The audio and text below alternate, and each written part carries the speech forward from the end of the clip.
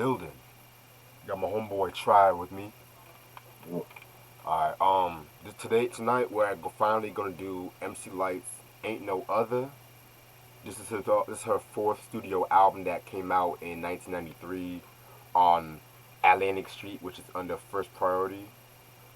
Singles album is known for it came out with three singles. Ice Cream Dream, which was not on this album. Roughneck and I Go On. And guest appearances include her bodyguard and shit like that. Oh, hold on, I'm gonna put up the guest because it's not on the fucking back. Cause I hate when motherfucking artists they have guest appearances and they don't fucking credit them sometimes. That shit pisses me off. that was her bodyguard on that song. Yeah, that bodyguard. Cause I looked it up and she said they said it was her bodyguard. Okay, it features Linku and Makiba Mooncycle on the track Hard Copy, and her bodyguard was in that other track. Hold on, I gotta pull it up too. Yeah, Big V. That's her bodyguard and shit. Um, yeah, man. We already talked about how we got MC Lyte. I'm just gonna say the producers shit. Audio 2, which was like her main producing group right there. Backspin, Markel Riley, Franklin Grant, Tyrone Fife, Lil Chris Smith, Funk, K Cut, and Sir Scratch, who were the DJs from Large Professor's group Main Source. Very dope group right there. Breaking Adams classic album. And Walter Mucho Scott. Jesus Christ. Okay. After the release of Act Like You Know, that album, despite it having the hit like Poor Georgie, it didn't really make a lot of noise because the fact that people didn't really like the fact that she went for more of R and B, that R&B kind of sound and whatnot. So, with that being said, 1993 was like pretty much the year when a lot of rappers were going gangster and shit like that. Well, they just had like a hardcore feel to it and shit like that. With LL Cool J's 14 Shots to the Dome, which was not a bad album by the way. Leaders in New School is a Time album, classic in my opinion. So of course MC Lyte kind of fell in that train and shit like that, and she kind of went back to her roots. She went back to her roots, and that's how Ain't No Other came out and shit in '93. So around this time, of course, '93 was also the year that a lot of female rappers were responding to Roxanne Shante with that fucking Big Mama song, which I'm gonna talk more about that. Um, this is the album cover right here, fucking Lyte, on her b-boy style and shit like that. You know what I'm saying? Very dope album cover.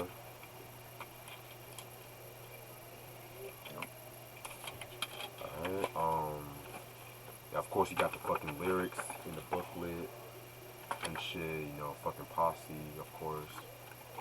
Yeah, nothing to it. Alright, so this album has 17 tracks on the CD version. Cause on the original version only has 15 tracks. Let's get started. Track number one, intro. Pretty much, just set the whole tone of the fucking project and shit like that, and that's the thing about this intro, because KRS One, he's also an uncredited guest to say the least. So he'll appear on the intro, on certain interludes and stuff like that. You know what I'm saying? I just thought it was a nice way to start off the album, to be honest. Yeah, it was cool. Like to have him, a legend like him, like be on there and telling people get ready and you don't want to mess with Light and all that. That was different for him. He ain't even spit no bars on none of the skits or nothing on the album. So, and that was a great way to start the album off. Yeah, I definitely agree with you on that, definitely. And it's gonna lead into Brooklyn, which that's like one of my favorite songs off this project. It has a great mixture of braggadocio and of course bigging up Brooklyn and stuff like that. Light doing her thing. That beat was so fucking dope. Who made that beat? Who made that beat? Ty Five, Franklin Grant, and Markel Riley worked on that beat and shit like that.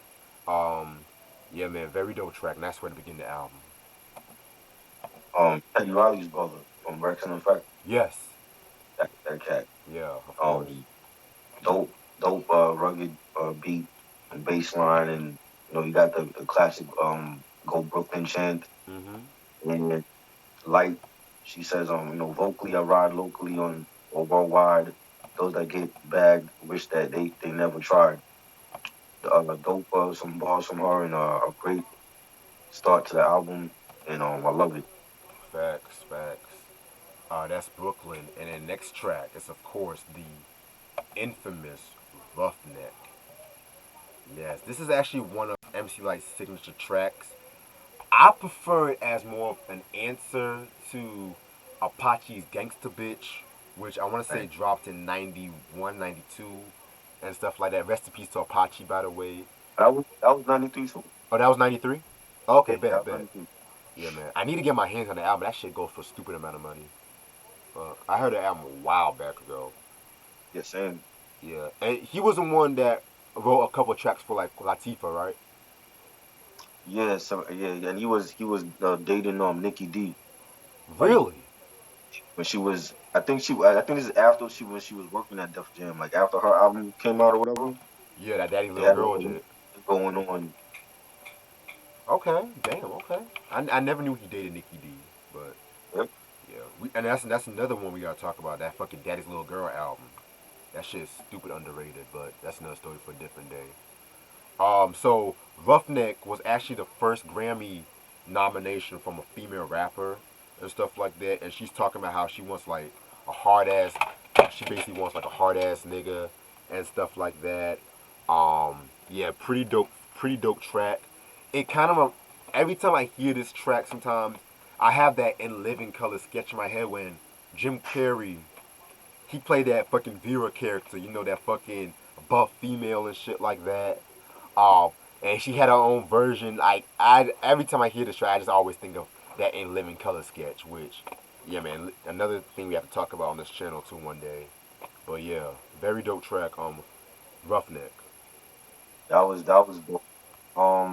In the beginning, it was different. 'Cause I was like, like '93. That was like the year, like the hard rocks and the street thugs, and the ball head phase was coming in with Onyx, and I felt like maybe Light was kind of like reaching with this joint, and then like it grew on me, and then it blew up, and it was like an ode to like the street thugs in the corner and shit, and then I liked it. I liked the New Jack Swing beat by Teddy, and the parts where she says, called Kanai sagging, Timbo was dragging, fronting in his ride with his homeboys, and bragging. I thought I was dope, and just a dope drink, and I think over time it became like one of her big hits, Mm-hmm. and then radios were playing it, and videos were being played on Rap City and MTV Raps all the time. So I definitely think it's one of the best songs on here. Oh yeah, man, facts and shit like that. It's like when it comes to MC Light, when it comes to like the signature tracks, it's always people saying 10% this, Cha Cha Cha, or Poor George, or hell, even this track right here. So, and I just felt like it was definitely like a very dope track in my opinion. So, It's like it kind of fits her style though. Like she was always like that female MC that you don't want to battle with. You know what I'm saying? It's like you was better off battling like Monie Love or Latifah before MC Light. right. And it's like she incorporated like her feminine side to the song as well. So it was like it was brash, but it was like it kind of fit her style because of the like her rhyme style. So I feel like that was a dope drink for her. Facts, facts. Alright, next track, What's My Name, Yo? Another pretty dope track right there.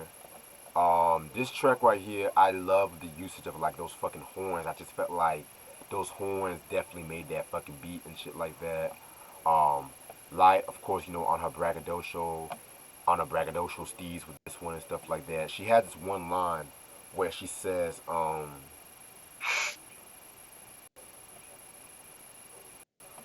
it's a big thing when we hang, cause we rip when we wreck. When we hit, what the heck? We putting phony niggas in check. Seek what I reap, follow you'll learn or get burned. I ain't afraid to buck and earn my cash flow. I get ass though, like. fucking Lyte on. I love that fucking line. The way she was just flowing on this fucking track and shit like that. Must Yeah, listen and shit, in my opinion. yeah, this was a dope joint. Yo, when I heard those horns, those jazzy horns, it Mm-hmm. reminded me of like a Marley Marl K Def track, like from Yes. the Gift from the Lord's album, Mm-hmm. or like even like I know they did some stuff on the 14 Shots to the Dome album. Yep. It had like that type of House of Hits vibe to it, you know. Mm-hmm. Definitely like a dope track, you know, real solid. I like it. Yeah, and it's crazy how you mentioned Marley Marl because I want to say like post Cold Chilling, when he was working with the Lords and the youngsters, his beats got way street. Like I love that era of Marley Marl and stuff like that. Even the shit he did on 14 Shots to Dough because most of that was done by K Def and stuff. K Def Battle Cat, but that's another story for a different day. Like his shit just got way street and dark in my opinion and stuff like that. Like imagine if he did some shit for Coogee Rap on that Live and Let Die joint. Imagine. That would have been great. Oh my fucking god, nigga. I think, like you said, I think Marley had a resurgence in the '90s, like when the Lords came out, Yeah. and then like for LL, and then he did like the No Mercy album for the youngsters Mm-hmm. and Well Renowned. Their album got shelved, but I think he had like a big renaissance around like '92, '93, and even the stuff he did for Intelligent Hoodlum at that time. I think he definitely um I don't want to say recreated his sound, but it was like a different. He took his level, he took his production up a notch in like the '92, '93 around that time. I would even say 1990 because remember he did Mama Said Knock You Out. He Yeah. did But Master but Aces Take for a Look me, Around. I mean like if you hear like Mama Said Knock You Out, like to me it's a different production compared to if you listen to like Here Come the Lords, or True. you hear like the No Mercy album. Is I think it's like a different Marley between those periods. You know what I mean? Like something happened where he took his production up a notch. You know what I mean? And then he was Right. like, the Real Live album came out, and like I said, like well, when I like he was working with like Sabi, a lot of artists that didn't come out with their album. He had a hand in that, him and K Def. I feel like maybe working with K Def, he took his production up a notch with him as well. Yep. But I feel like him and Marley from like the early '90s and like the '80s with the Juice Crew, and then when he came into like the like '94, it was like a different Marley Marl that we didn't um that we haven't heard. Oh yeah. Okay. I definitely see what you shit like that. It's like definitely when he started working with the Lords and the youngsters. Hell, even when Capone and Noriegas when he did that LA shit, that shit was. Believe it or not, that's actually one of my favorite Marley Marl beats. That LA beat. Yeah, Yeah, man. By the way, y'all check out the re-review I did on the War Report recently. Y'all should check that shit out. No Way Out is coming. Just to let y'all know. Shit. Next track, Lil Paul. Lil Paul. Basically, this is like a storytelling track where it's like she's talking about how she dated this motherfucker. The motherfucker definitely cheated on her, and now she's after betting her best friend, whose name was Paul and stuff like that. And she also wants Paul and the ex's younger brother. So definitely, like this topic kind of fits in with the act like you know-ish era, where she was right. getting like a lot more seductive and stuff like that. And I felt Yeah, like it was a pretty decent song and shit like that, you know. yeah. Yeah, I thought it was dope, like a good storytelling track, and she left her ex and started messing with his homeboy and shit, and and telling the dude, oh, your homeboy was better in bed, and I just think it was like it was funny, like to hear that, like you like imagine like you being the ex, and then you hear, oh, your ex girlfriend is messing with your homeboy or your brother, and I'll be pissed, you know what I mean? Right. Lines like two can play that game. That's how you want to act. Now that I came right, fucking, I ain't coming back.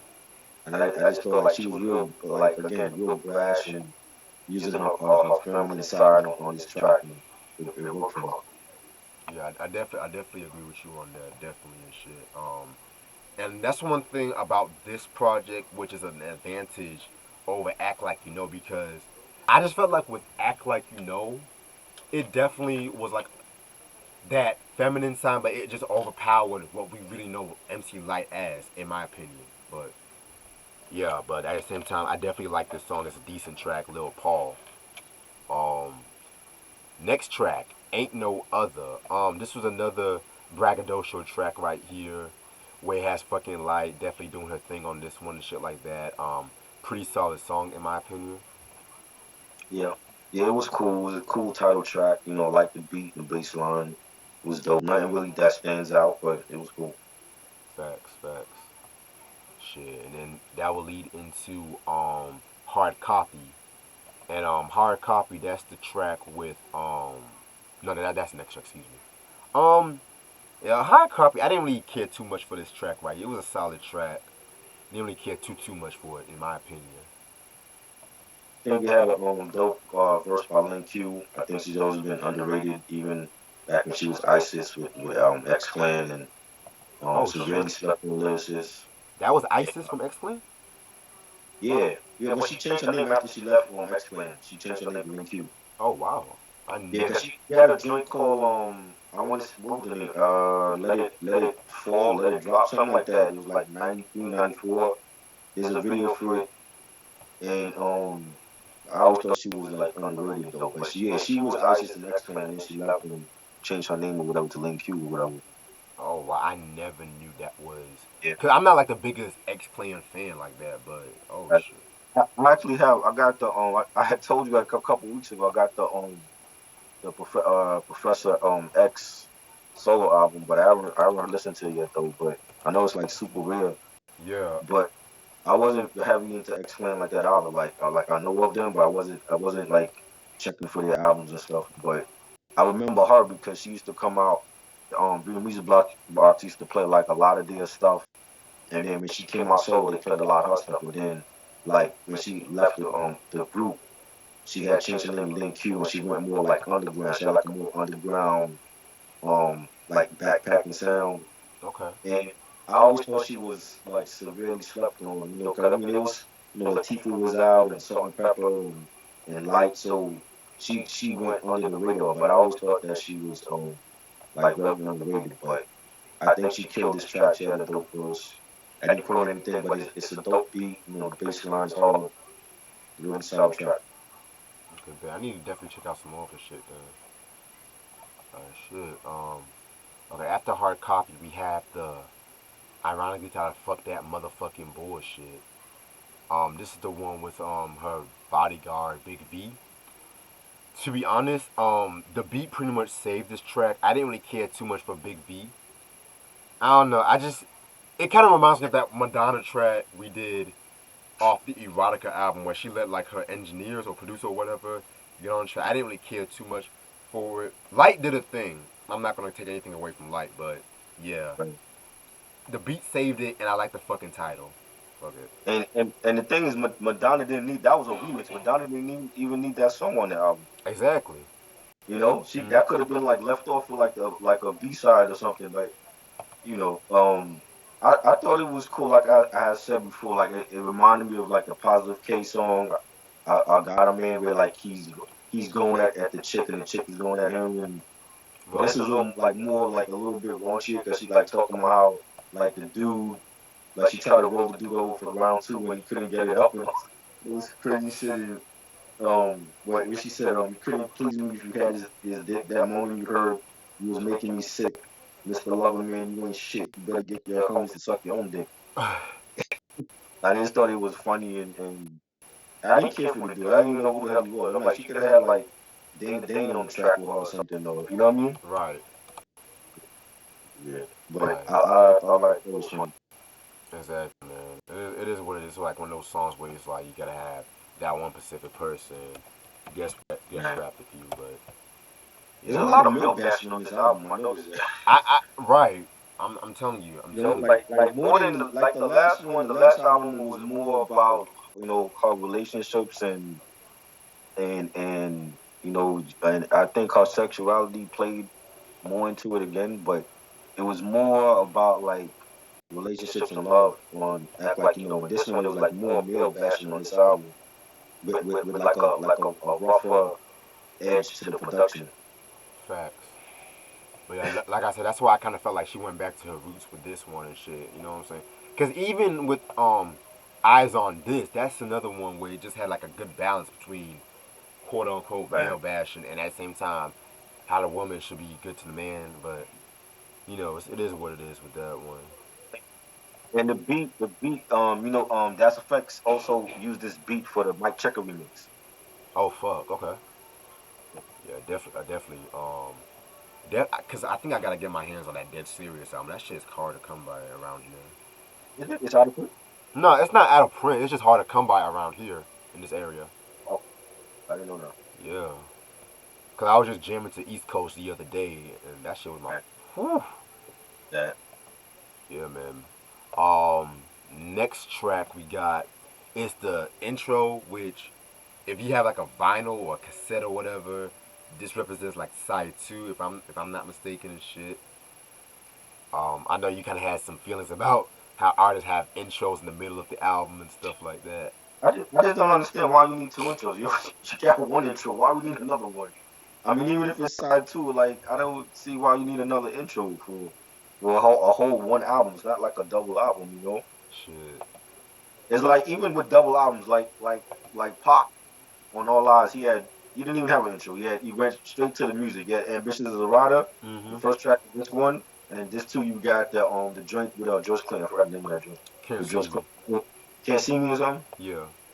Yeah, he didn't even have no intro. It's like you don't need an intro. You don't need two intros at that for one album. I just thought that was it didn't make no sense. I mean, True. why not have Careless One spit a verse? You know what I'm saying? That's what I was waiting for. I'm like, you could have Careless One go at it on that last track. Facts. But you You gotta know? understand, with All Eyes on Me, they basically had to. I hate to say it, but they rushed it a little bit because a lot of those songs, like Can't See Me, that was Mm. originally supposed to be for Dr. Dre's unreleased out follow up to the Chronic and stuff like that.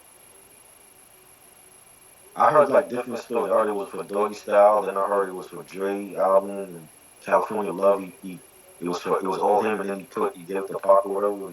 Yeah, the California, because he already finished California Love, but then Pac heard it, and then that's when he wanted to get on in this shit. Because certain songs like Got My Mind Made Up. That was originally supposed to have just been the Dog Pound and the Wu Tang collaboration and shit. And they took Inspector Deck verse off or whatever. Cause I think Suge Knight said it was too quote unquote lengthy. I don't know. Oh, What else? What else? I want to say All About You was. I want to say no. That not All About You. Like Run the Streets with Meshale on shit like mm. that. Of course, Pac got into that, but you know what I'm getting at. Right. Yeah. I don't want to spend too much talking about Pac. I love Pac and shit, but next track, I Go On. In my opinion, it's probably my favorite song off this project. Um, and it's kind of different. It's like a distinct song because the beat is like a lot more laid back, a lot more smoother and shit like that. Lyte, of course, just coasting on that goddamn beat. The video was cool. I love the video too. That shit was cool as fuck. Her and this like big screen TV, and her wearing that classic yellow hat and shit like that. I fuck with. Right. Um, I love the line when she's like, "A night owl on the prowl. Here's a victim. Soon as I spot her, boo da da da da, stick him. Now I got him where I want him, and he's on mine. No crime, but now he's on prime time. We hit the door, did the booty in the slow mo. I like to spank him and give him bacon on the down low. Like, Jesus Yeah. Christ, Lyte, oh my God. Like, she just fucking coasting on that beat, and like, I go on and on and on. Like, whoo! Love that song, man. That's that's a classic shit, right? That's my favorite song off this project. It was good. It's like real. It has like a R&B melody. It's like real melodic. Mm-hmm. Mhm. And like the scratches on there, the DJ scratches and the beat, the bass line is dope. Right. The lines where she says, what she said, I'm only taking shorts, unless I'm wearing them. Yep. And I thought it was, and then the remix, is she sampled that yes yes all sample from the same sample that Heavy D used on Yeah, Blue Funk. that Aretha Franklin sample, that da da da da da, Right. yeah, that shit. Yeah. That joint, that they have a remix of that. That the radio stations used to play that joint. But yeah, this is definitely one of the best songs on here.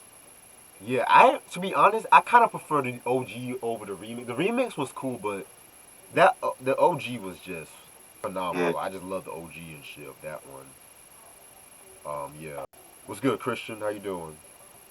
well, So that's fucking I go on. Then we got motherfucking 1993. Of course, the same 1999, 1993. Excuse me. Yeah, this song was another solid song. Nothing to say too much about this one and shit like that. Yeah, 1993. it was cool, nice beat, but I don't really care for it. It's like not a standout track on here. Facts. Yeah, that was on 1993. Then we're gonna get into Never Heard Nothing Like This. Yeah, this track right here, this is vintage MC Lyte right here. Battling, braggadocio. Even like the beat, even the fucking beat kind of has that like light as a rock kind of feel to with the emphasis on that drum pattern and stuff like that. Yeah, very dope track right here. It was alright. It was nice. I like the beat. That's about it. I didn't really care for like anything else on it though. Respect, respect. Yeah, man. Next one, can I get some dap? Yeah, this is another one of my favorite songs where she kind of talks about her history when it comes to battling and how she should be respected in the game and stuff like that. Cause around that time, she was like next to Latifah, she was like literally like one of those leading female rappers and stuff, one of the influential female rappers at that time and stuff like that. I hate to say the term female rappers, but y'all know what I'm getting at. Yeah, definitely a dope song. Just saying, give her flowers while she's alive. Pretty much, that's what I got from it. I like it was a nice beat and the jazzy horns on it and bass line, the DJ scratches, Mm-hmm. and she said, "Who am I to judge? I hold no grudge. I got my spot. I will move or budge." I thought that was some dope lines from on there. But yeah, it's a solid track. Yeah, definitely a solid track right here. That's fucking. Can I get some depth? Next track, Let Me Adam. Um, yeah, this is another dope track off this project and stuff like that. Love that beat by I want to say that's Backspin. Backspin who made the beat. Yeah, Backspin made the beat, and Lana Moore, which is MC Light's real name, if I'm not mistaken. Yeah, so Light and Backspin made the beat. Yeah, pretty solid track. Yeah, this was dope. So it has like a real hard street edge to it. Again, and nice horns, real jazzy. Bass line is knocking. Scratches by the DJ. Light says, "I come hard. Let it pour, let it rain. No pain, no gain." Took that as some nice little lines there.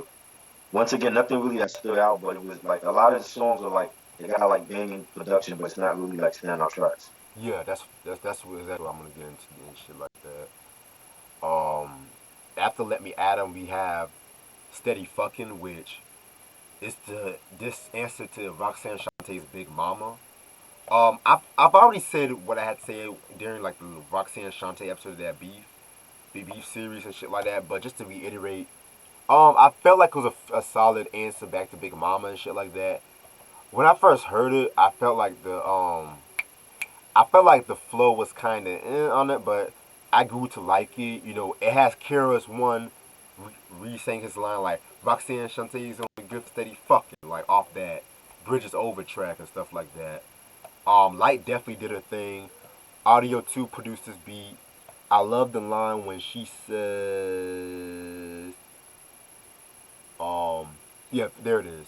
Don't test me. I put up career roadblocks. I heard you smoking crack, lady. You just had a kid. I guess that makes him a crack baby. What do you think? The 55th nigga you fuck said your poom poom stink. Slow down. You moving too fast. The 56 said you say you're killing iron up that ass. Like what?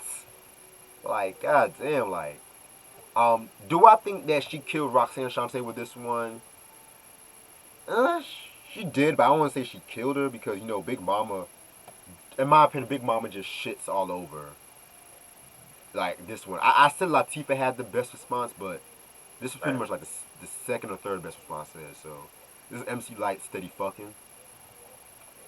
Man, and this drink when I first heard it, I was like, yo, she got that Shantae, man. Like, and to have Keras One is like to have like a Juice Crew member who was never affiliated with MC Light to start the track off, and he's like, yo, like if you trying to test MC Light, you must be out your fucking mind. And I thought it was crazy. Like some of the lines on here, she says, now let's talk. Now, how funky of a smell can one woman make? Yo, fellas, I think she need a douche break. And then they chanting. They said something with douche in it, and then like you hear like the Cypress Hill Latin lingo beat playing in the background. Yep. Thought that was hilarious. And then like she says, now let's talk about your teeth. She ain't been straight since you was 8 when you bit into a bad piece of beef. Oh Jesus Christ. And even for a small fee, you let your uncle get one off while you bounced on his fucking knee. That shit, I was like, yo, that shit was crazy. I think it's like a underrated diss track. I never heard like mad like that. You know what I'm saying? Like she Right. just sounded. She mentioned hitting Shantae with her Land Cruiser twice in the song. Mm-hmm. So I just thought it was that was a great song. She saved the best for last on this album. Oh yeah, facts. Like, my personal, everyone always wants to talk about 10% diss, which I love 10% diss, but her best diss track, in my opinion, was Shut the Fuck Up Ho from that Right. Eyes on This project and shit. But this Yep. one is pretty much my third favorite after 10% diss. Yeah, man. This was a good this song. Oh, facts, man. Like, and not a lot of people know about this shit right here, but Right. I didn't even know she had beef with Shantae like that. I remember the Latifah beef, but I didn't know she had beef with Lyte also. I was like crazy. oh yeah. Yeah, Shantae was on a mission back in '92. Fuck that. You're trying to battle everybody.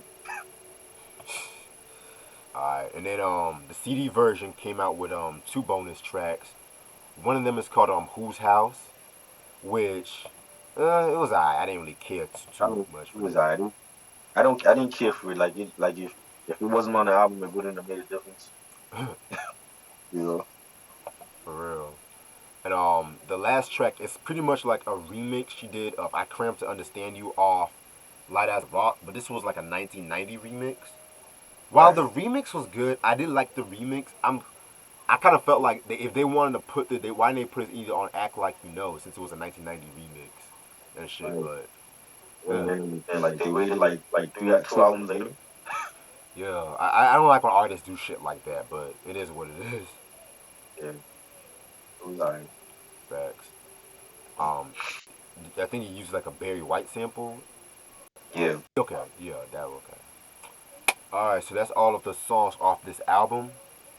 Overall, a huge improvement over "Act Like You Know." This album to me was just like going back to her roots and stuff like that. Um, yeah, man, I definitely have to say like she doesn't really have as much subject matter as she did in her previous albums and stuff like that. But her energy made up for it. The beats were definitely a lot more like I feel like this is like her most darkest album to date in my opinion. But not like dark as in oh my god like dark. It's just the way she just came out strong, the way she just came out swinging and stuff like that. Yeah. Um, I'm probably gonna give this a 4.5 out of 5. No wait, yeah, 4.5 out of 5. I think that's fair enough for this album. And yeah, this album's out of print too, so I liked it. I think it was different. It was more harder. It had like a more harder edge to it. mm-hmm. You know, for '93, there was a lot of albums like that rap and even R&B. Like a lot of that harder street edge, trickled into R&B as well. Right. Um, I don't know. I still feel like Act Like You Know was better. I felt like there was more storytelling tracks on it. Roller from the Cobra and Poor Georgie and songs like that. And it was I like the production overall more on that album. But this album was like there was some songs that the production was dope, but it wasn't really a standout. Nothing that stood out. Let Me At 'Em and Can I Get Some That was like those are dope production, but it wasn't really standout tracks. Right. Like my favorite tracks on it would be like Roughneck and Brooklyn and I Go On. and Steady Fucking. Those are like my favorites on here. I would give it like a 3.5, but it's not a bad album. It's just that I think for the MC Light fan, it all comes down to what Light do you prefer? Do you prefer like the harder street sound Light, or then this album's for you? Or if you want like something that she tried with Act Like You Know, where it was more different. Like she tried different things on that album that she didn't do with her other albums. I feel like for the MC Light fan, it's all about like what type of Light do you like? You know, if you like harder sound, then this album's for you because you're gonna love this album. You know, but I thought it was cool. It's not like I don't think it's a classic. I just feel like it fit more her style of rhyme. You know, but I don't feel like she really tried anything different with this album that like she did with Act Like You Mm, respect, respect.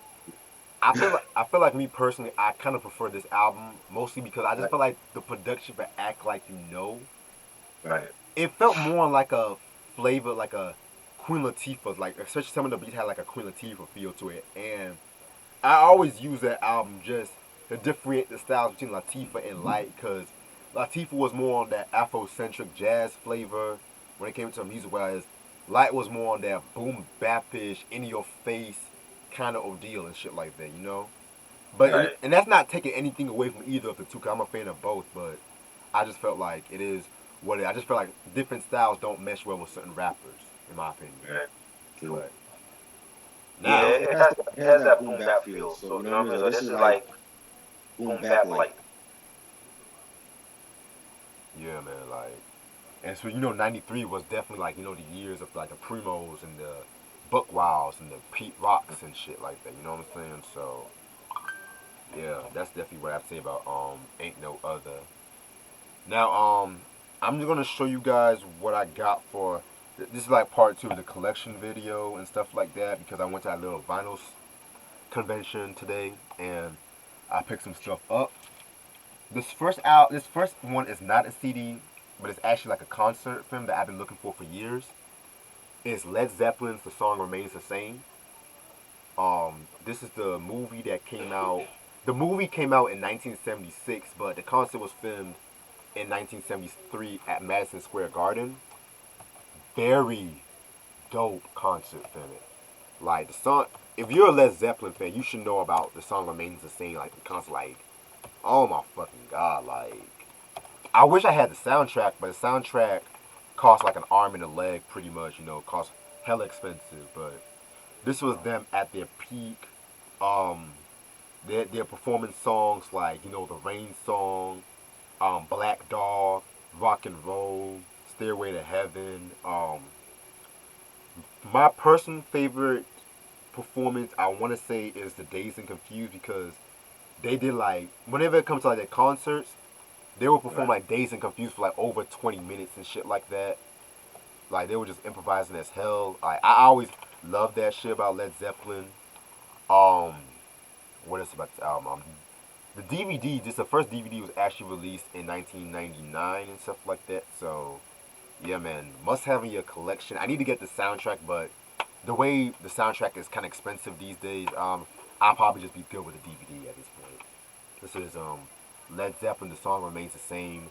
1976, 1970, whatever. And speaking of MC Lyte, I finally got my hands on her debut album, Light as a Rock. Yes, Yes. 1988 on Atlantic Records. Um, I want to say the singles were I Cramp to Understand You, Paper Thin, 10% Dis. I mean, yeah, man, this definitely is Light at her hungriest, in my opinion. Yeah, man, definitely a very dope album. My only gripe, I just wish that the mixing was a little bit better on this project and shit like Right. that. But of course, a lot of '80s hip hop they always have that kind of issue and stuff like that. Well, not issue, but Right. yeah, it just had like, cause they didn't really have like the best equipment as with today and stuff like that. Cause a lot of people can say like '80s hip hop is like ooh corny and shit like that. But It was analog and shit. yeah, of course. But I want to say because once the chronic happened and shit like that, that's when people will pay attention more to mixing and shit. But yeah, definitely gotta do a review on this very soon since I already talked about her other albums and shit like that. So yeah, this album is out of print unfortunately. So if y'all can find this album, you must have in your collection. This is MC Lyte, Lyte as a Rock. Next album is this is actually the only album that this band came out with. They're one of the most controversial and influential punk rock bands, to be exact, and stuff like that. I finally got my hands on this album. It's the Sex Pistols. Never mind the Bollocks. Here's the Sex Pistols. This was released in 1977 on Warner Brothers Records. Um, you guys probably have heard of the Sex Pistols before, but just to let y'all know, they are a rock group, punk rock group that consists of members Johnny Rotten, Steve Jones, Sid Vicious, rest in peace to Sid Vicious, um, and Paul Cook. Yeah, like I said, this was like the only album they came out with. Singles album is known for Anarchy in the UK, God Save the Queen. I love that song. Pretty Vacant and Holidays in the Sun. Um, if you are a punk rock head, there's no excuse why you should not have this album in your collection. This is dirty, grimy rock and stuff like rock and roll and shit like that. Fucking Sex Pistols, man, like Jesus Christ, like this whole fucking album is just very dope, very influential. Um, Bodies, Problems. Oh my god, I love Problems and shit. 17 and stuff like that. Yeah, definitely a must-have in your collection when it comes to classic rock and stuff like that. Yeah, and like I said before, this was like the only album that they came out with because of the fact that you guys should know that they were going through like a lot of stuff with their label, and of course Sid Vicious, he had an incident where his girlfriend died and he was accused of murder, and then next thing you know, he himself died after overdosing on drugs too.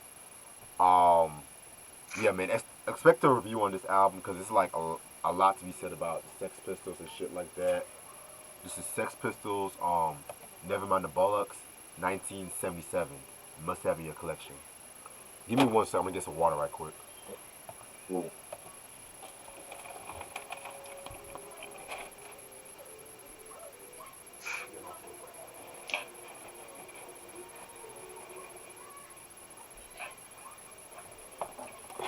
Alright, I'm back. Alright, so that was the Sex Pistols. Alright, controversial album number 1. Oh boy. So, I'm always honest when it comes to certain artists. I'm always honest. I Mm. don't pussyfoot for nobody. And this Yeah. artist right here, I gave this artist a lot of praise with some of his work, but some of his other works I have to give the side eye to. And it's the New Power Generation or Prince New Power Soul that dropped in 1998 on NPG Records. The reason why I said that because some people say it's more like a Prince album than a New Power Generation album because, well, for one, he got this cringy ass album cover right here. Looks like some trashy porno promo from like this late 90s. Like, this shit reminds me of the cover reminds me of the Tommy Lee and Pamela Anderson sex tape and shit like that. I don't know. It just gives me sex tape vibes. Just the way he's Right. holding the fucking microphone like a gun. Right. Excuse me. And yeah, this is around the time when he was under the fucking artist formerly known as Prince and shit like that. Singles albums known for was The One and Come On. And another song which was like a hidden track, Wasted Kisses, which got some like airplay and shit like I love that track. Um oh my god. Oh my god. God. Yeah, this was not a good album. And I love Prince, but this is around the time when he was kind of like on some bullshit, and it's okay. It has some okay songs, but Yeah, it's he actually has a song that's called Shoe Bed Ooh. Wow. Yeah. Just How does the poem go? yeah, just let that sink in. Just let that sink in. Shoe Yeah, so expect to, I'm actually planning on doing a review on this album because I want to say this was the next album after Emancipation. So New Power Soul by Prince and the New Power Generation, 1998. This album's out of print. Like And everything else is. yeah, and I don't even think they're going to re-release this album if you ask me because it's Right. like with certain Prince albums they will re-release, but this album was kind of like a it's kind of like one of those albums that Prince like a lot of people want to forget, but yeah. Next album, this is I'm gonna go with Motown. I'm going back to Motown with this one. This is from one of the most celebrated Motown groups of all time. This is actually, believe it or not, the first album I got from them. Believe it or not, and I'm actually glad I got this album because I felt like this is a very underrated album. And it's The Temptations. The Temptations Do the Temptations. Released in 1976 on Gordy under Motown. First of all, the album cover's trash. I'm just going to say that. The album cover's trash, but yeah, man, this was released in 19 this was around the time when they were kind of going downhill commercial wise cuz they had lost Eddie. Of course they lost David. Paul had died and shit like that. So they were going through like some personnel issues well, they always go through some personnel issues and shit like that because there's always a member that's coming, leaving. Y'all know the history with the Temptations. So this album right here, it didn't really come out with no singles, believe it or not, because the Temptations that they around this time they were kind of butting heads with Barry Gordy because they wanted more creative control for their music and stuff like that. Because you guys should know with the Temptations, they always had people like Smokey Robinson, Norman Whitfield, just running their music, and they wanted to write their own material. And Barry Gordy, he was like, of course, nah, fuck that. And this is the album where they actually produced and wrote all of the tracks. Motown did not promote this album one bit. Yeah.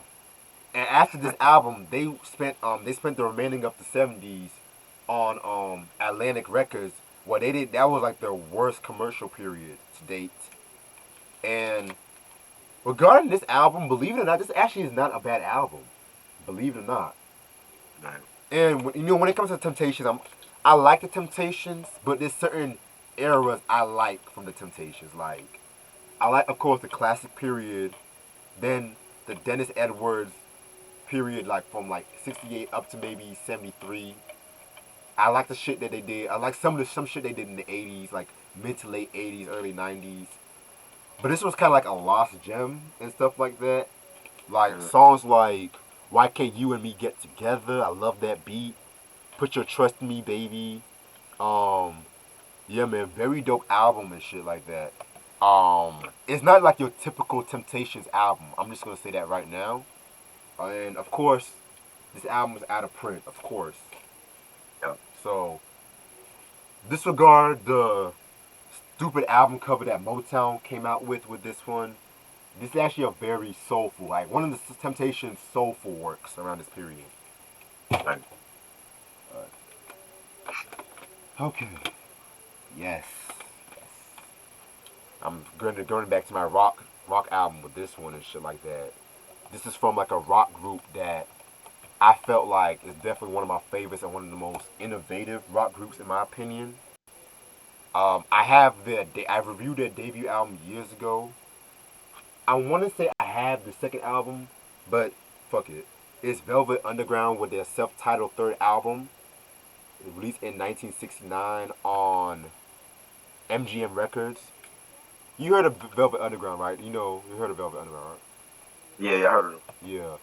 All my tribe fans should know about them and shit like that, cause fucking Lou Reed, man. That's all I'm gonna say. So this was released in 1969. It only came out with like two singles, What Goes On and Jesus.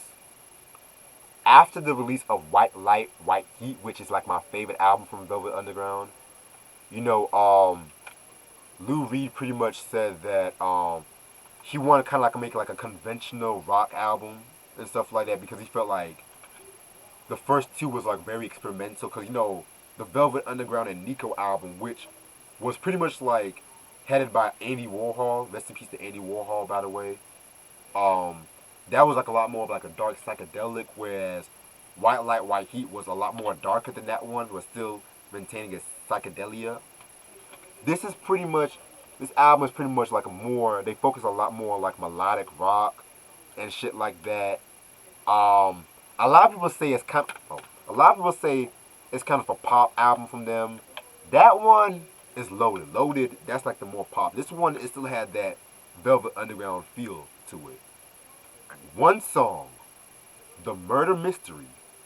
Oh my fucking god.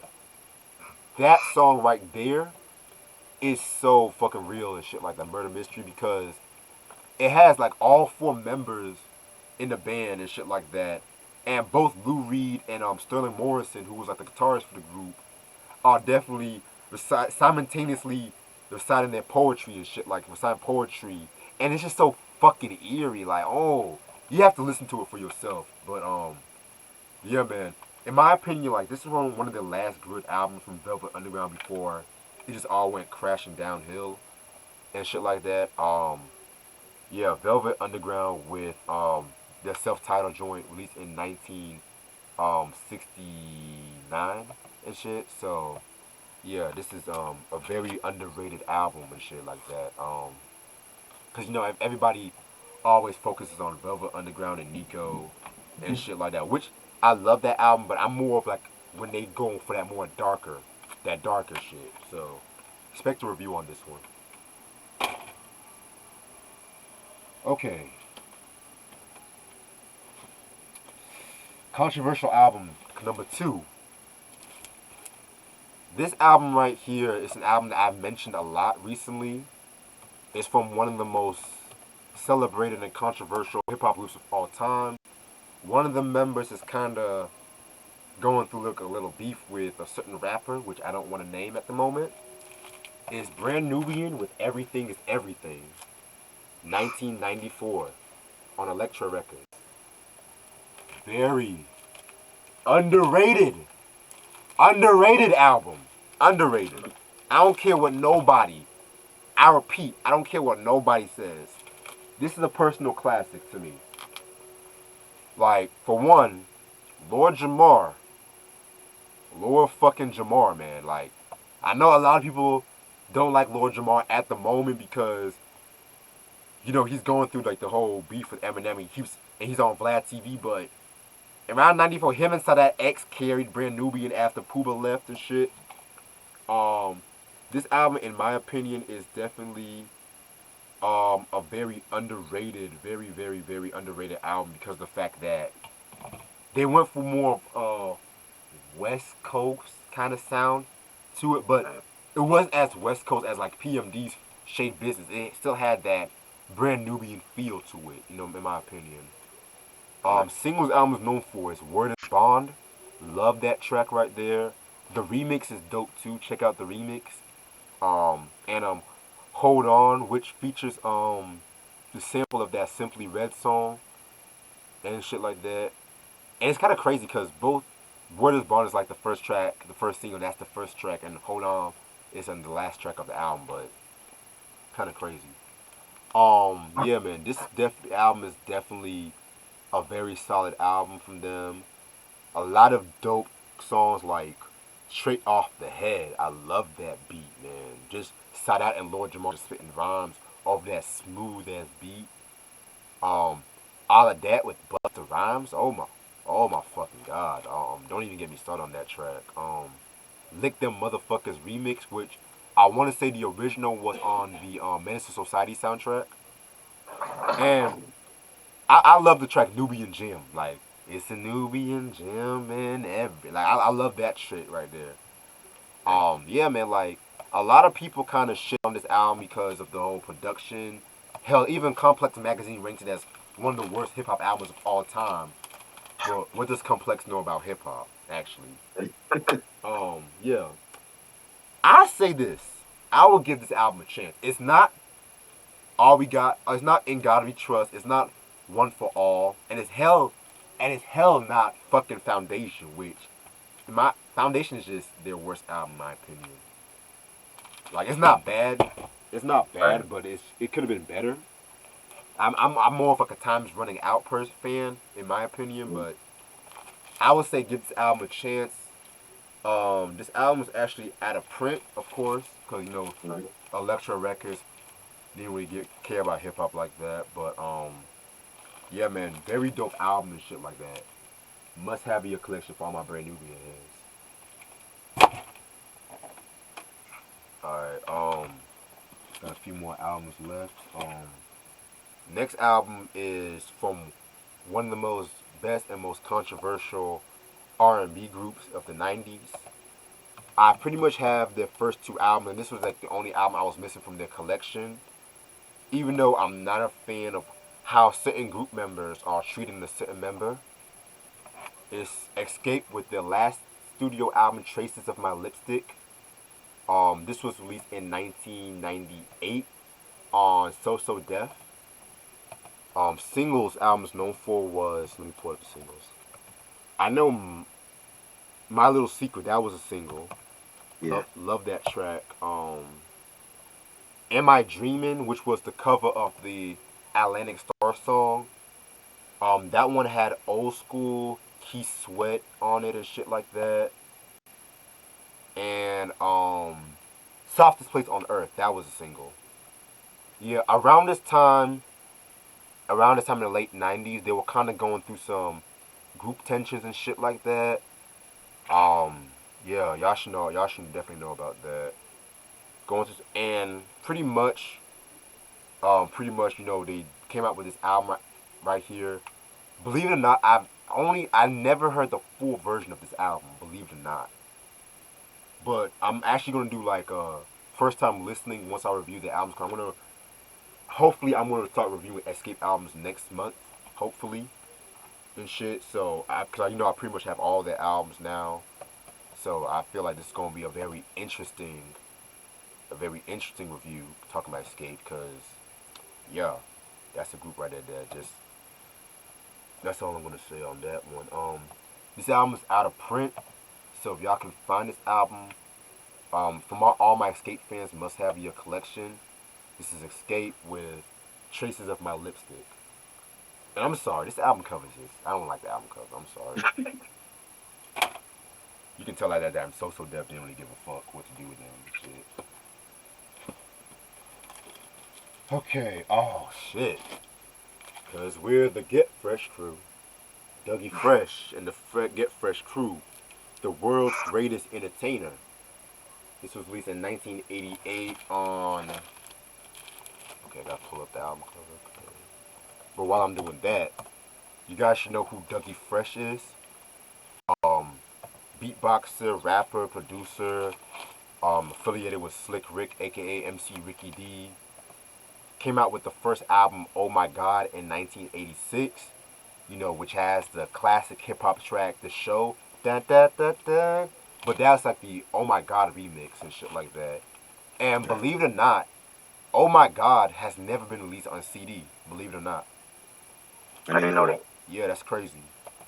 But I don't think you get any of his albums on CD though. really, not even the fucking shit No. he came out with '95 play. Mm-mm. I think all of those been out of print on CD. Like vinyl, I don't even know on vinyl either. Wow, that's crazy. But yeah, man, this album came out in 1988. I love this album cover. Dougie Frishman, just one of the greatest hip hop entertainers and shit like that. Singles album is known for I think the only single is Keep Rising to the Top. Give me all you got. Like I love that shit right there. That's like hip hop classic right there. And I think the other single I want to say. Let me double check just to make sure I'm not tripping. Yeah, that was the only single. Oh shit, I never knew that. But yeah, definitely a very cool album and stuff like. I heard this album a while back ago, actually. Yeah, I heard this album a while back ago and stuff. So yeah, I definitely gotta be listening to this. And motherfucker sold this shit for $15. That's a steal. Cause this album usually goes for like stupid amount of money. Like I think I saw this album for once like $200 on Amazon and shit. But culture vultures, you gotta love them. You know, culture vultures. Gotta love those Uh, motherfuckers. And yeah, man, this album's out of print and shit like that. Definitely, this album's out of print. Cause I can't find shit on Discogs about this album. So yep. yeah, Dougie Fresh, the world's greatest entertainer, 1988. Okay, I'm gonna save those last three for last. Controversial three for last. Fuck it. Going back to the Motown side of things, this was a protege group of one of my favorite artists from that label, or one of my favorite artists of all time. Fuck it. I pretty much prefer this album than the more popular one because it has more of its sound. And this one is the Mary Jane Girls with the self-titled, released in 1983 on Gordy Records. Yeah, this album right here is so fucking dope and shit like that. Um, Uh-huh. Mary Jane Girls, yes, y'all should know. There were Rick James like proteges and stuff like that. Yeah, man, Rick James proteges consists of members. Um, JoJo. Hold up, cause let me see something. Yeah, okay. All right. JoJo was a member. Val Young, who I think she was like one of the original member of the group and stuff like that. Uh, Um, Candy, Sherry, Maxie. Yeah, okay. Cause you know there's some people that came in and out the group and shit like that, right. but yeah. So yeah, this was the debut album from the Mary Jane Girls. It only came out with four singles. Oh wow. Candyman, All Night Long. That's my shit. Right. Boys and Jealousy. Yeah, man. Like this album right here was written and produced by Rick James and shit like that. Yeah, man. This was a very dope album. I love this fucking album and shit. Mm-hmm. Like it definitely had that classic Rick James sound and stuff like that. Which you know, Rick James, man. Rest in peace to Rick James and shit, man. Fuck the bullshit that's happening with him. How they're trying to accuse him of child molestation and stuff like that. Fuck that bullshit. But He's already dead, so I mean, what are they trying to do? what a I just feel like it's a genocide, but that's another story for a different day. But yeah, this is definitely a very dope album.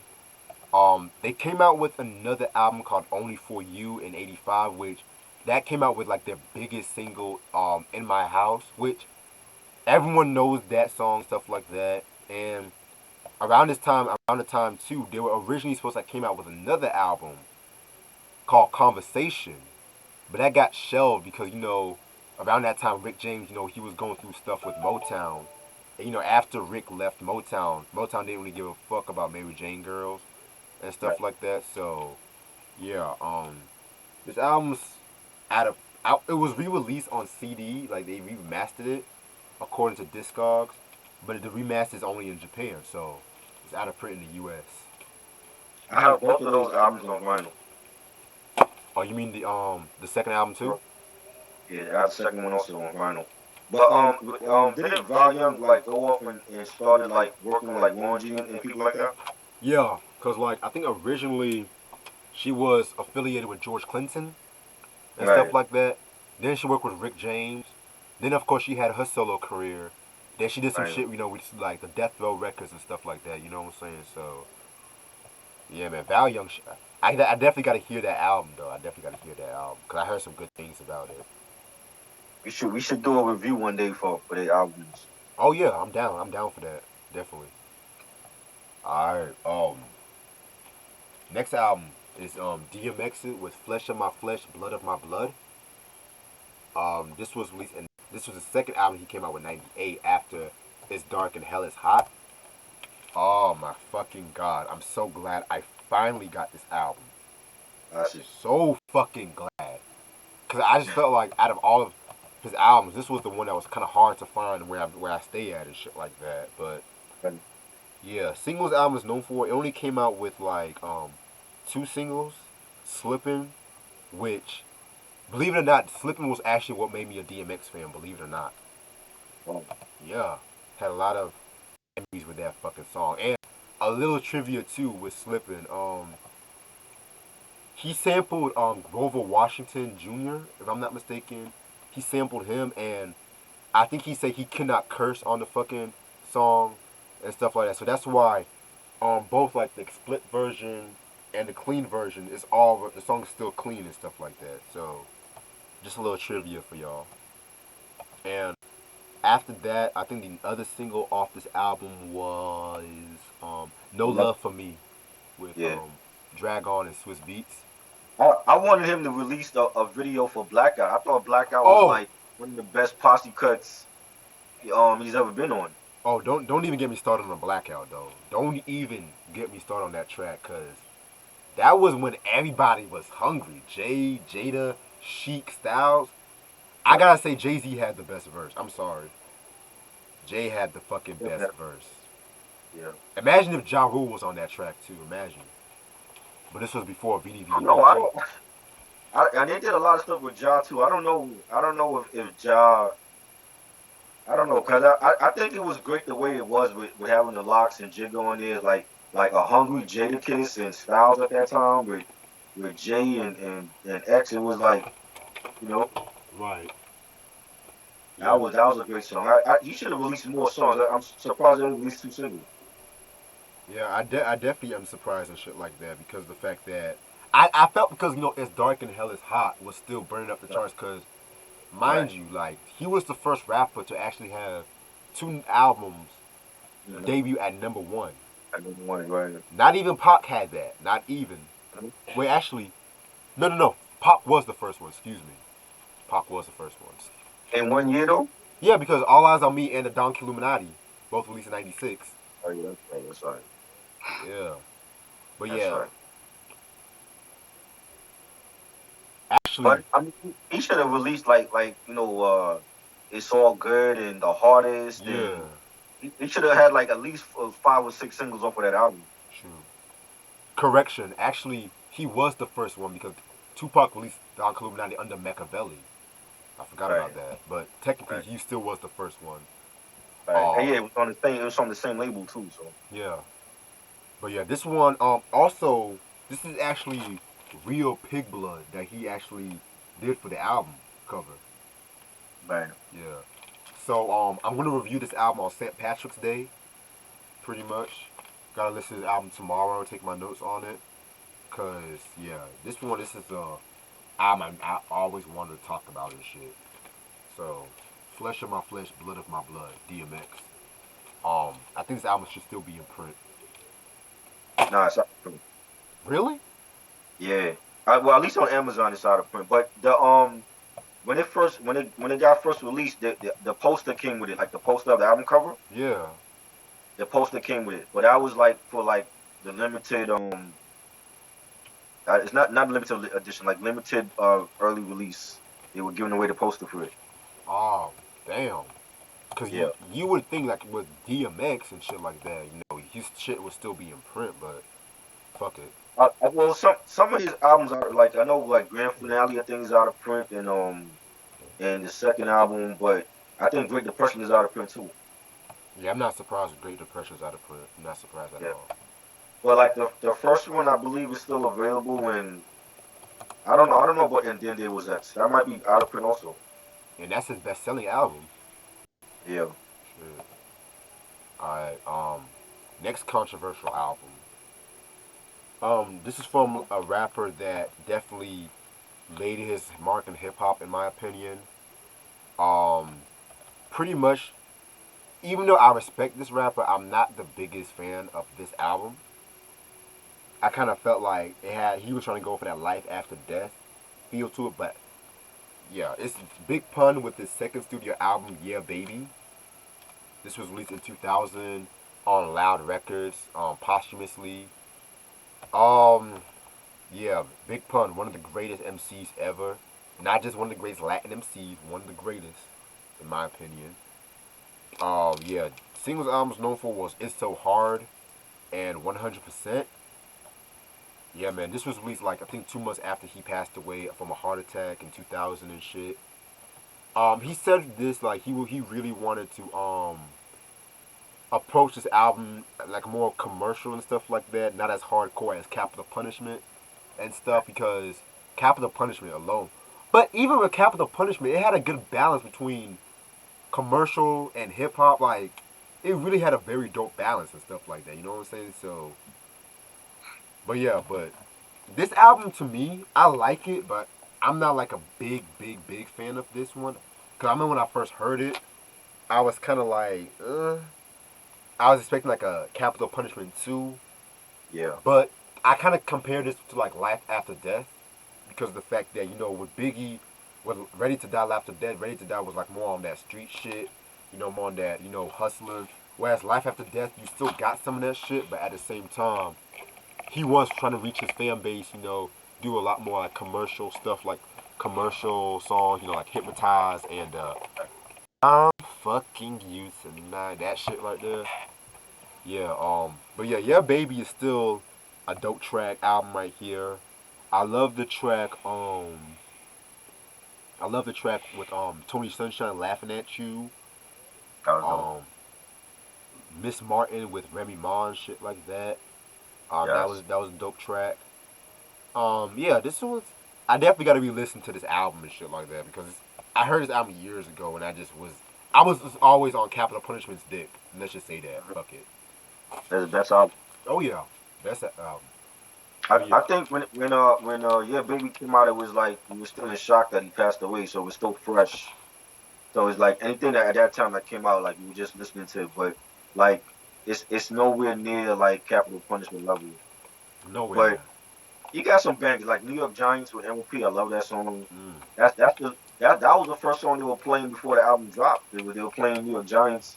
I thought that was gonna be the single, and then he came out with It's So Hard and laughing at you and my dick and the Remy joint. I think that's the first time anybody ever heard of it. It was like she had like her own little solo track on the album. Yeah. And, the joint was it wrong turn? I forgot the name of that joint. The joint where he did 50 Cent on. Yeah. That's the shit. Yeah, that joint, and then even the last track with Fat Joe and Dragon, that shit was fire. Like I think it's a banging album, but it like it felt like a finale because I don't know maybe because like they dropped it right after he passed away. But Capital Punishment will always be his classic album. Oh yeah, Capital Punishment alone. I I will put Capital Punishment like in the same breath as Only Built for Cuban Links. Just from that time period, fucking For sure, definitely. yeah, man. Yep. Cause people wanted this pun because he's a Latin MC and shit. Right. Oh he's this, but pun can wreck your favorite MC. I'm sorry. The buzz for that album, especially like right after um I'm not still not a player drop. Like the buzz was insane for when Pun dropped that album, man. Like I remember like just going to the record store and getting that album. Like everybody wanted that album. Everybody was talking about that album. Everybody couldn't wait for it to drop, and he didn't disappoint. And the it had a lot of features, but it was he I don't feel like he got outshined by any of those features, not by Prodigy or Inspector Deck or Hell no. White Club. None of those features. Like he held his own with them. Oh yeah, yeah, man. Like I think one of my favorite tracks from that album was that Boomerang joint. Like, like woo. Yep. Like that shit had like good balance of commercial songs, mafioso, but like, oh my fucking god, And man. I was having a conversation with somebody like about like regarding most anticipated rap debuts, and I know like people put the new J Electronica in that conversation. I'm like, Hey, hey, it's not in that conversation when it came to like don't even get me Capital started. Punishment and Cuban Link and even Ready to Die. It's like, I mean, Don't even yeah, I get me didn't started even on that really Jay think Jay Electronica. Electronic was gonna drop a new album. I just thought it was all gospel or whatever. You know what I'm saying? But that album is nowhere near Capital Punishment or Get Rich or Die Trying buzz Hell level. You know no. what Jay Electronica should not be in the fucking same breath as Big Pun. Like, I mean? the fact that this nigga waited till we had this goddamn virus to drop a fucking album, that just says a Even lot. with Illmatic, we didn't know there was no buzz for Illmatic like that because like we didn't know a lot of people didn't know who Nas was yet. Right. Like the underground heads knew him from like halftime and live at the barbecue. But when It Ain't Hard to Tell came out, there wasn't a buzz like that where like people was anticipating the album. Illmatic didn't become a classic until after it dropped. But when you have like albums like Doggy Style and The Chronic and Ready to Die, like those albums, the anticipation was high for those albums and they didn't disappoint. So people were ready for those albums. Illmatic was like a surprise album that came out and it became a classic over time, but it wasn't anxiously awaiting it. Yeah, because I was reading up on some shit about Illmatic, how and that's how a lot of West Coast cats didn't really like the Source, because when Right. the Source awarded Illmatic 5 mics, I read that a Mm, lot of people were kind of disappointed that the Chronic from Dre was not 5 mics and shit like that. Because right. I think that got like Right. 4 or 4.5 mics and shit. Mm, But then people were looking at like that's how people were looking at the Source as like this East Coast biased magazine and shit right. like that. And people I've always like Ice T. I know Ice T publicly dissed the Source plenty of times. Fucking DJ Quick and stuff. Too Short said some shit about the Source. Said some shit about the Source. I mean, Right. yeah, it is what it is. Yeah, that it's like that's what I was like. You remember when Kendrick came out with Damn, and when as soon as Damn dropped, everybody was already talking about that's a classic. It's like you gotta wait a couple years, maybe even a decade before these albums even make that conversation. I don't think any album can come out and immediately it's a classic. You know what I'm saying? Man, they were And saying to. I didn't mean to cut you off. I'm sorry. They were right. saying To Pimp a Butterfly was a classic, like an hour after that shit was released. I remember. And that's what I mean. It's like Illmatic came out and we didn't expect it to blow up the way that it did. It became a classic over time. It's not like people was anxiously awaiting that album like they was with Cuban Link and with Ready to Die. Like when those albums came out, it was like the buzz was so huge that when those albums came out, it didn't disappoint. When Get Rich or Die Trying came out, it didn't disappoint. You know what I'm saying? We was waiting for those albums, but there's some albums that we call classic now that we didn't know it was gonna be a classic. We didn't know Long Live Kane was gonna be a classic. There was no anticipation for that Kane album. It came out and we liked it and we sat with it and we bumped it and then it's like over time we like, yo, this is a classic Kane album. You know what I'm saying? So Yeah. there's a lot of albums that's out that there was no buzz for like that. You know what I'm saying? And then there's albums that came out like Capital Punishment where it was like, yo, we waiting and it dropped and then yo, he didn't disappoint us. And that's just how it is sometimes. It's like sometimes you'll have albums where the anticipating is so big and then it do live up to those expectations and then sometimes it don't. Or sometimes you might never see it coming.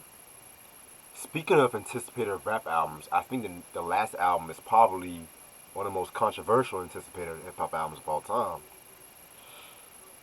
Oh boy. I might get a lot of flack for this last album I'm about to show y'all.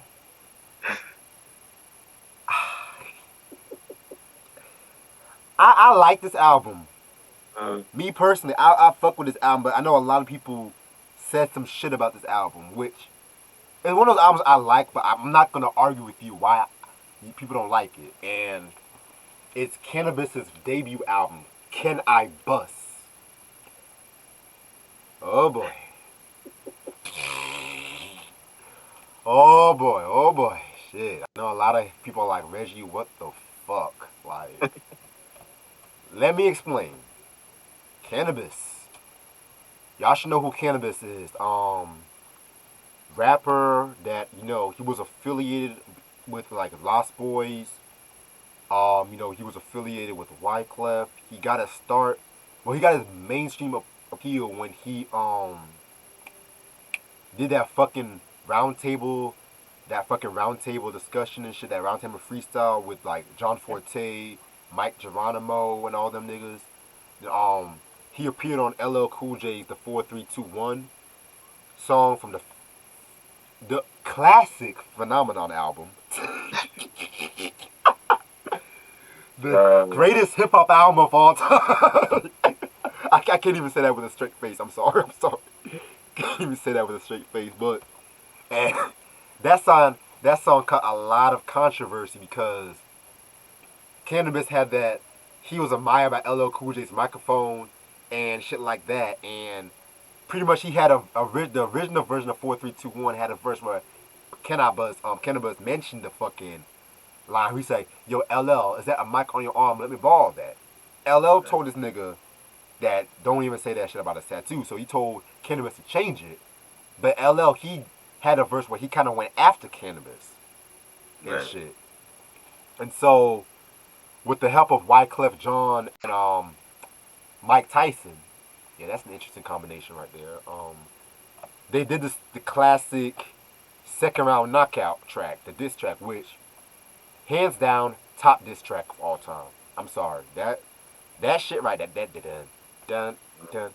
Like he was just saying some shit like you walk around showing your body because it sells. Plus, because you ain't got no skills. Like I'm just like, damn. Uh-huh. Then when the album came out, a lot of people were kind of taken aback because of the beats by Wyclef. Because Wyclef did the majority of the beats and he executive produced the album, if I'm not mistaken.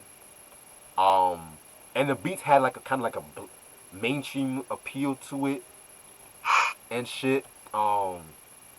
Singles album is known for. The official single was Second Round Knockout, but you had other songs like Get Retarded. I think that got some airplay if I'm not mistaken. Yep. Um, what's that other song? I know there was like another song. Jesus Christ. Buckingham Palace. Yes, yeah, thank you, Buckingham Palace. Yes, okay, yeah, man. But in my opinion, and this is coming from me, I've heard this album a couple times before, and it's not that bad. It's really not that bad of an album. And you're speaking to someone who's actually you're speaking to someone who actually reviewed Marty Marl's fucking In Control Volume 2. Oh, Lord. You're speaking to someone who oh shit, who's gonna review this fucking Encore album. Oh, Lord. Oh shit. So if I say Encore is bad, then y'all should give this motherfucking album a chance. Like now when it comes to his best albums, of course I wanna say Mic Club and the fucking Rip the Jacker. I'm gonna leave it at that, but I would say this might be his fifth best album. And I'm I not never like heard, only heard first two. I never, I got Cannabis, 2000 Cannabis joint. yeah, that one was much better than this one. I like Yeah, that one. yeah. And this album went out of print because it didn't really do too good. And Cannabis kind of dissed Wyclef because he felt like he didn't put his 100% effort with that album and stuff like that. So pretty much they went have their own beef and stuff like that. It just got into a huge ass mess. But Well, I mean, let me ask you this though. Like, was Wyclef ever really considered a great producer? I never heard that's what I'm nobody saying. put him in the category of like a Swiss Beats or a Timberland or Primo. You know what I mean? Pras was a better I producer than think he was. Wyclef. I mean, I think he did his thing on the score, but he had help with on the score, Yeah, and you know, Carnival is his best album to me. Um, which we still got to talk some of his about. other albums was hit and miss. I didn't really care for the second one, the Cleftic. I like the Preacher's Son. I think that was a lot better. But he was never like some super producer where he was like working with like producing shit for everybody. It's just that I think because of his status, like when he went mainstream and he started working with Shakira and City High and people like that, is like that's really why people know him for Carlos Santana. But I mean, no, within the hip hop community, nobody was calling him for beats on the album. You know what I mean? So Yeah, and I like don't really see what the surprise is. I don't think his production fit Cannabis. I think if anything, Cannabis should have used him for a couple songs and then used other producers, not for like the whole album. And I think that's what happened with John Forte's album. Like he used Wyclef for the whole album, and that didn't. yeah, because I'm even gonna say like Pras was a better producer than Wyclef and shit, in my opinion. Cause Right, especially that shit he did with Redman and Method Man, right. that do what you feel, then do what you feel, man. Come on, man. Like But I mean, it's like. Wycliffe wasn't no great producer. I mean, to me, he wasn't no great producer to begin with. I just feel like he was an artist that knew how to produce, but he wasn't no great producer. It's hard to wear two hats when you're an artist and a producer. Like that's why a lot of people don't do it. But I just felt like Cannabis should have used him for a couple songs and then Yeah, moved on to use other producers because I don't feel like Wycliffe gave him his best stuff for that album. he didn't, man. But I want to talk more about that album. We should definitely do a review on this album, though. Yeah, for sure. Yeah, man. And that's all of the albums I have in my collection and stuff like that. Thank y'all so much for watching this video and stuff like that. We actually started on time, believe it or not. Yeah, we started on time, so that's a huge rarity when it comes to this channel and stuff. But yes, this Tuesday, like I mentioned before, expect a review on DMX's Flesh of My Flesh, Blood of My Blood, and stuff like that. That's gonna be a very dope review. Also, you said you still wanted to talk about Intro's first album, right? Yeah, like April. That's gonna be like April. We could do that. Okay, cause we can talk about Cut Close debut album too Yeah, this week. that's close. Yeah. Yes, yeah, and all my R&B heads, for all my Key Sweat heads, expect a review on Cut Close's first and only only album and shit like that. I got a lot of shit to say about that album, but stay tuned for that. And right about now, I'm about to go call my mom before she goes to sleep and figures I forgot about her and stuff. But yeah, man, thank you so much for this. And yeah, I'm definitely gonna hit you up. This is definitely a dope review and shit, bro. All right, no doubt. All right, thank y'all so much for watching. Hope y'all follow me on Instagram at MCRegMusic. Follow me on Twitter at RealReg1, and make sure y'all subscribe, like, and share and stuff like that because there's always a hip hop head that wants to know the real deal. You know what I'm saying? Stay So, safe out there too. oh, definitely be safe out there and shit. Definitely be Wash your safe. hands as well. Yeah. Have hand sanitizer, have all that, have good hygiene and everything and shit.